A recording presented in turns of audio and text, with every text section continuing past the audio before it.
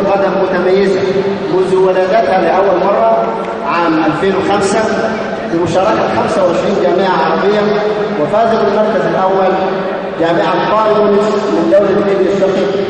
وتولت الدورات وصولا إلى الدورة الثامنة العام الماضي بمشاركة 29 جامعة عربية، وفاز بالمركز الأول جامعة بني سويف.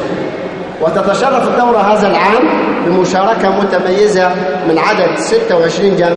معالي الوزير اللواء عبد الحميد الهجان محافظ قنا، اهلا بيك في جامع جنوب الوادي، وتحيات جريده انباء الدنيا لسعادتك، وشرفت الصاله المغطاه بجامع جنوب الوادي، واهلا بيك فعاليات الدوره، وخاصه وجود جامعات من دول عربيه وجامعات خاصه لاول مره في عهد حضرتك، فنشوف انطباع معاليك عن الدوره وحضورها.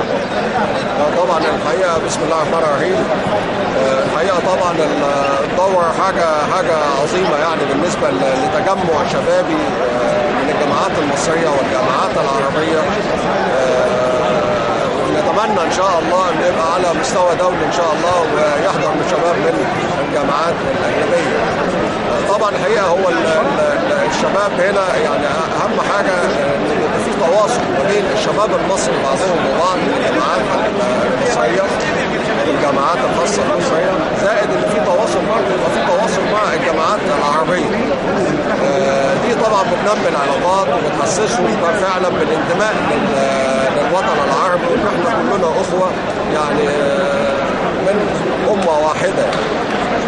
تاني حاجه طبعا اهم حاجه عندنا ان هي برضه يعني بتدي انطباع هنا بالنسبه للامن والامان في جنوب الوادي، ودي حاجه مهمه جدا، وبتدي انطباع للعالم كله برضه بمدى اهتمام مصر بالشباب بتاعها، لان هم دول فعلا وقود المستقبل ان شاء الله. التوفيق يا فندم، وتحياتنا ليك وتحيات جريده انباء الدنيا. شكرا. معالي الدكتور عباس منصور، مبارك لك فعاليات الدوره جريده انباء الدنيا مع حضرتك، تحب تقول لنا ايه عن وجود اليمن معانا لاول مره، وجود جامعات عربيه، وجود وفود في ساحه الامن والامان في صعيد مصر في جامع جنوب الوادي؟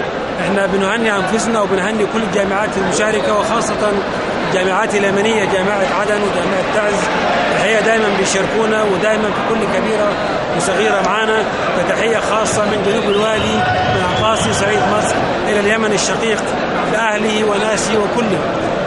سعادتك كده احنا بندي رساله للعالم ان الصعيد امن وامان، وجامعه جنوب الوادي بترحب بالناس كلها، واحد الامن والامان تحت قياده حضرتك والساده العمداء، وشايفين حاجه مشرفه لفعاليات الافتتاح كانها دوره عالميه. هي فعلا دورة عالمية إن شاء الله في القريب العاجل. هو حاليا الجامعات العربية المشاركة، وإحنا بنشكر وبنحييهم. في جامعات كثير كان نفسها تشارك معنا، لكن طبعا الظروف السفر يمكن هي دي اللي أحالت إنهم يشاركونا، لكن إحنا يعني شاكرين لليمن السعيد إنه بيشارك معنا هذه المرة. واحنا بنشكر حضرتك دعوتك الكريمة لجريدة أنباء الدنيا للحضور والتغطية. شكرا لكم وكل سنة وأنتم طيبين. شكرا يا فندم. دكتور احمد اهلا بيك، فتح تغطاوي جريده انباء الدنيا. اهلا وسهلا بيك. عايزين حضرتك تكلمنا عن الدوره وبدء فعاليات المهرجان التاسع للبطوله العربيه للجامعات، ومدى استعدادات جامعه جنوب الوادي لهذا الوضع.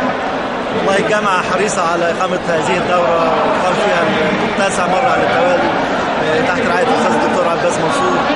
حقيقه هو بيشجع على اقامه مثل هذه الدورات والملتقيات الشبابيه، لانها طبعا بتعود الانسان على عادات حسنه وتنميه التعارف والتعاون بين الطلاب وبين الجامعات المصريه المختلفه، وحتى على مستوى الجامعات العربيه. الجامعه السنه دي بيشارك فيها 26 جامعه مصريه وعربيه. بيشارك لاول مره معانا 4 جامعات خاصه. عدد الطلبه من المشاركين في مختلف الجامعات 232 طالب، لاعب ولاعبه، لاعب بيمثلوا كل الجامعات المصريه والعربيه.